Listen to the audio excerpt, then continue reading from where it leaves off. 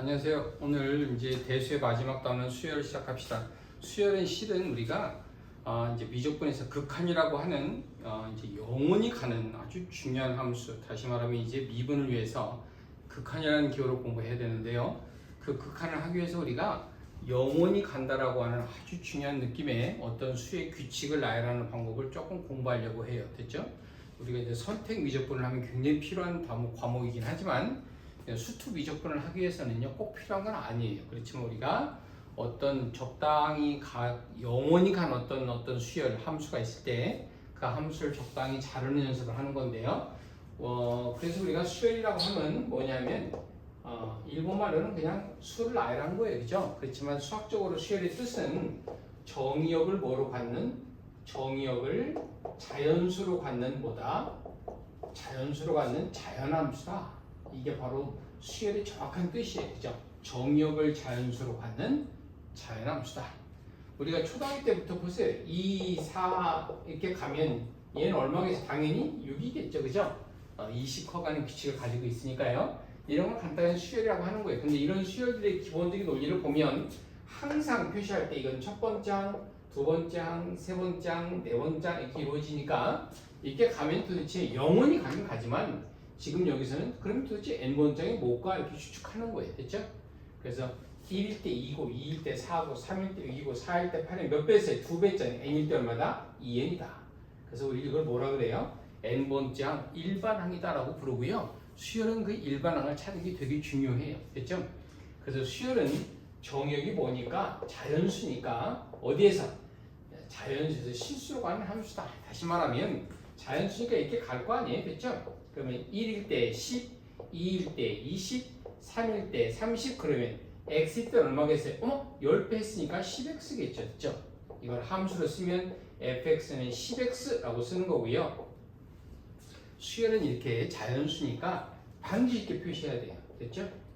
그런데 이런 표현이 좀 고추장스러워서 일본 사람들이요 이렇게 간단히 썼어요. 어떻게? a는 10m입니다. 그러면 꼭 이렇게 표현하지 않아도 기본적으로 우리가 수열을 표시하는 아주 중요한 표현표라는 걸 깨달아야 돼요. 됐죠? 이 수열에는요 굉장히 많은 여러 가지 논리가 있었어요. 그런데 이제는 다 없어지고 기본적으로 등차수열, 등비수열이 남았는데요. 등차수열은 말 그대로 일정한 합을, 일정한 간격을 가지고 있는 거예요. 됐죠? 우리 주변에 있는 게 거의 다 등차수열이에요. 천장의 타일이나 바닥의 타일이나 커튼이나 할 거 없이 다 일정한 간격을 가지고 있어요. 그죠? 그래서 우리가 뭐 길거리 가로수를 봐도요. 어때? 5m 정도의 일정한 간격을 가지고 있거든요. 그게 바로 등차수열이에요. 그래서 우리가 기본적으로 우리 수열이 가지고 있는 기본적인 두 가지 등차수열과 등비수열을 나열시키는데요. 그 등차수열과 등비수열이 굉장히 중요한 특징을 내가 한번 써볼게요. 자 보세요. 등차수열은 첫 번장을 A라고 하고 두 번장은 뭐라고 할까요, 여러분? 일정한 차를 우리가 공차, 디퍼런스 그러는데요. 세 번장은 뭐겠어요? A 플러스 2D겠죠. 이제 D식 더해가니까. 그러면 아하, N번장은 뭘까요, 여러분? 외우는 거 아니에요. 상식. A에다가 세 번장이 공차를 두 번 더하니까 N번장은 공차를 몇 번? N-1번 더할 것이다. 됐죠? 이게 바로 등차수열 일반항이에요. 서울대 논술에서 등차수열 일반항이 뭐냐라고 물었던 학생들이 A 플러스 N-D 이렇게 대답하는 다 떨어뜨렸대요. 왜냐하면 뭐라고 물었어야 돼요, 교수님한테.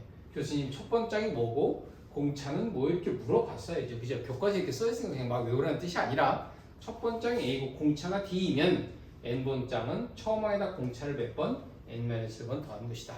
물론 함수적인 표현으로 뭐죠, 여러분? 이게 fx라고 쓰면 A 플러스 X 마이너스 D고요. x가 자연수니까 전기시켜보면 뭐죠, 여러분? 전기시키면 ax 플러스 b 꼴로 뭐에? 1차함수를 닮아있는 뭐라고 해요, 여러분? 정역이 자연수니까요. 1차함수 위에 그려지는 점이에요. 그래서 등차수의 일반항을 1차 점함수라고도 하는데요. 그런 건 이제 전문적인 표현을 해서 우리가 수학을 연구할 때 굉장히 필요한 용어들이 됐죠. 등차수의 일정한 간격을 가지고 있으면 등비수열은 뭔지 아세요, 여러분? 일정한 곱이에요. 첫 번장, 두 번장. 공비 B를 R이라고 하는데요. R 한번 곱하고요. 세 번장은 R을 한 번 더 곱하고요. 그러면 N번장은 뭐겠어요? R을 N-1번 곱하겠네요. 그죠? 이거를 등비수열의 일반항이라고 해요. 별거 아니죠? 등차수열은 첫 번째 공차 N-1번 더한 것이고 등비수열은 첫 번째 공비를 n-1번 곱한 게 뭘 닮아 있죠, 여러분? 지수함수를 닮아 있잖아요. 그래서 지수함수를 닮아 있는 점함수, 자연수가 정의역이니까요. 그리고 지수함수가 나온다는 얘기는 결국 다시 지수로고를 절대적으로 공부해야 된다는 얘기겠죠. 그래야만 이 문제 풀 수 있다는 얘기거든요. 등비수열이에요. 됐죠? 등비수열은 뭘 닮아 있는 모의 R의 X승이다. 그래서 지수함수를 닮아 있는 지수 점함수라는 사실이 이해되고요. 또 하나 중요한 건 어떤 세수가 뭘 이루면 등차수를 이루면은요, 뭘 이렇게 뺀 차가 일정하니까 공차가 일정하다. 되게 중요해요. 그러니까 결국은 4-2고요. 6-4가 같으니까 넘어오면 4가 몇 개? 2개는 2 플러스 6이다. 무슨 말인가 하면 등차수는 가운데 항의 몇 배? 2배가 양쪽을 더한 것 같다. 됐죠? 예쁘게 식으로 써볼까요? ax, b라고 써서 얘가 등차수를 이루면 가운데 거의 2배는 양쪽을 더한 것 같다. x는 뭐라고 부르죠, 여러분? 2분의 a 플러스 b다. 그래서 무슨 중항? 등차 중항이다. 등차수를 이루는 가운데 있는 항이다. 다른 말로 산술평균이라고 해요. 산술 같은 평균. 됐죠? 똑같아요. 등비수열도 이렇게, 얘가 등비수열을 이루면 보세요, 여러분. 이렇게 나눈 공비가 일정하다. 이렇게 나눈 것도 공비고 이렇게 나눈 것도 공비니까 앞 곱하면 x제곱은 a이다. 그렇죠? 와 가운데 항의 제곱은 양쪽을 곱한 것과 같다. 등비수열이죠. 2, 4, 8 겸 가운데의 제곱은 양쪽을 곱한 것과 같다. 무슨 중항? 등비중항. 무슨 평균? 고배평이가 아니라 고배평 우리 했죠? 공통수학에서 하고 왔어요. 그죠? 산술평균, 기하평이다. 그래서 산술평균은 항상 기하평균보다 크죠? 됐죠? 논리적으로 되게 중요한 얘기였고요. 수열을 표시도 마찬가지예요. 수열을 표시하면 an 플러스 1, an 플러스 2라고 이렇게 표시하면 등비수열은 뭐지, 여러분? 가운데 항의 제곱은 양쪽을 곱한 거와 같고, 등차수열은 뭐지, 여러분? 가운데 항의 2배는 양쪽을 더한 것 같다. 됐죠? 이런 것도 수열에서 우리가 점화식이다라고 그러는데요. 복잡한 점화식은 다 없어지고 이렇게 등차수열, 등비수열이라는 표현만 남아있다라고 생각하면 좋겠어요. 됐죠? 수열의 핵심이 이렇게 n번장을 찾고 또 뭐 하고 싶어요? n1까지 합도 구하고 싶잖아요. 그렇죠? 등차수열 n1까지 합은요. 가우스가 10살 때 찾을 때 1부터 100까지 합을 딱 써놓고 합하라 했더니 가우스가 어떻게 썼냐면 이놈을요. 거꾸로 썼어요. 차가 일정한 수열은요. 아주 특별한 규칙을 갖는데요. 여기가 거꾸로 써도 똑같은 합인데 더 해보세요. 다 100이네. 모든 항의 합이 다 똑같거든요. 그죠? 이렇게. 그래서 S가 몇 개? 2개인데 100일이 몇 개다? 100개다. 됐죠? 그래서 등차수열 합공식은 2분의 100, 101인데요. 이걸 가우스가 예쁘게 이렇게 식으로 옮겨 잡으세요.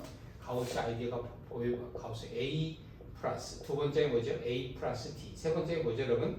A 플러스 ED고요. N번째가 뭘까요, 여러분? N번장이 A 플러스 N-1의 D인데요. 이거 너무 복잡하잖아요. 그래서 가우스가 라스트함 이렇게 뒀어요. 그죠? 그래서 거꾸로 썼어요. 가우스가 10살밖에 안 먹은 놈이 L 막 거꾸로 썼어요. 거꾸로 이렇게 쓰니까 뭐가 나오겠어요? 마지막에 여기 첫 번째가 오겠죠. 그래서 변변 더했더니 S가 몇 개? 2개인데 보세요. 항상 똑같죠? 항상 똑같아. 항상 똑같다고요. 그죠? 항상 똑같아. 이렇게. 그죠? 그래서 A 플러스 L이 몇 개 있을까요, 여러분? 항이 N개 있었으니까 이런 게 N개 있는 거예요. 됐죠? 따라서 등차수열 합공식은 2분의 항수의 초항 플러스 마지막 항이다. 됐어요? 이 마지막 항이 N번장이거든요. 그래서 이 N번장을 넣어도 돼요. 그래서 어떻게 될까요, 여러분? 2분의 항수 초항의 2배 항수 마이너스 공차대. 여러분 이 식 좀 가만히 잘 살펴보세요. 이렇게 하면 n에 관한 2차식이고요. 이렇게 하면 2차식이에요. 따라서 등차수열의 합은 뭘 상수항을 갖고 있지 않은 이차함수예요. 이차함수를 닮아 있는 점함수죠. 그래서 등차수열 응용 문제를 풀 때 우리가 이차함수를 활용하는 아주 중요한 아이디어를 갖기도 해요. 단 조심해야 될 것은 수열은 정의역이보다 자연수다. 됐죠? 이차함수를 그래서 만약에 대충축이 뭐라면 1.4라면 이 수열의 최소값은 생기겠어요? 1.4에 가장 가까운 자연수인 1에서 최소값이 생기는 거예요. 됐어요? 이런 거 나중에 우리가 활용할 때 되게 중요하고요. 등비수열의 합공식은 조금 더 쉬워요. 등비수열의 합은 보세요. 첫 번째 항, 두 번째 항, 그리고 몇 번째 항? 얘가 n번째 항이었잖아요. 이게 수에서 굉장히 중요한 논리인데요. 똑같이 B가 일정하면 B를 R을 한 번씩 더 곱해요. R, 여기다 R 곱하면 한번 곱해볼게요. R씩 곱하는 게 양쪽에 R씩 곱하면 AR의 N승이고요. 변변 빼는 거예요. 변변 빼면 좌변이 1-R의 SN이고 잡으세요. 빼니까 어때요? 이렇게 없어지거든요. 됐죠? 뭐만 남아요? A와 마지막에 AR의 N승만 남고요. A로 묶으면 1만에서 R의 N승이 좋죠. 이제 등비수열 합공식은 이게 0이면 안 되니까 R이 1이 아닐 때, 즉 공비가 1이 아닐 때는요 1만에서 4분의 처음한 1만에서 R N승 이런 규칙을 막 외우라는 얘기가 아니라 기본적으로 이런 규칙을 잘 이해하면 좋겠다 그런 뜻이에요. R이 1보다 크면 이렇게 바꿔도 돼 분모분자를 그죠?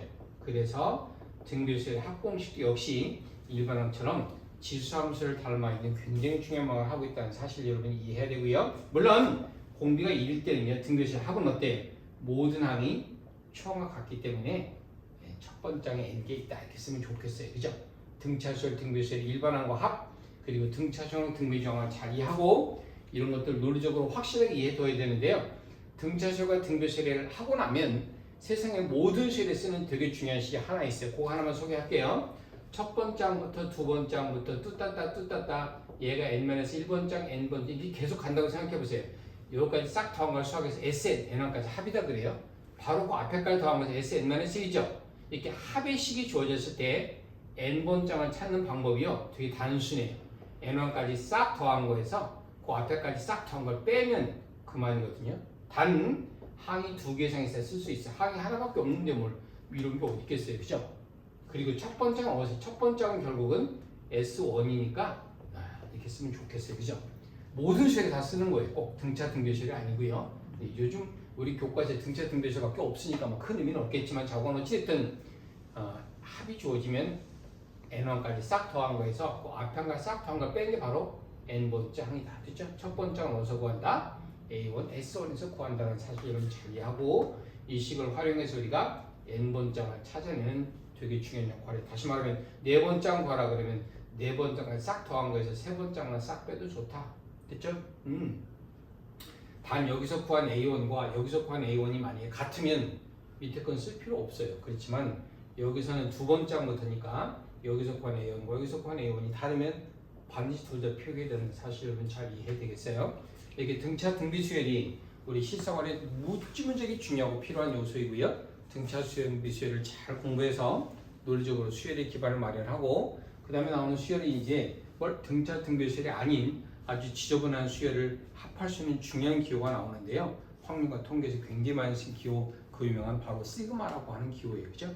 다음 시간에 우리가 시그마를 이용해서 뭘 수열의 합을 연구하고 그리고 표현하는 방법을 공부하고 수열의 단원을 끝내기로 할게요. 됐습니까? 감사합니다.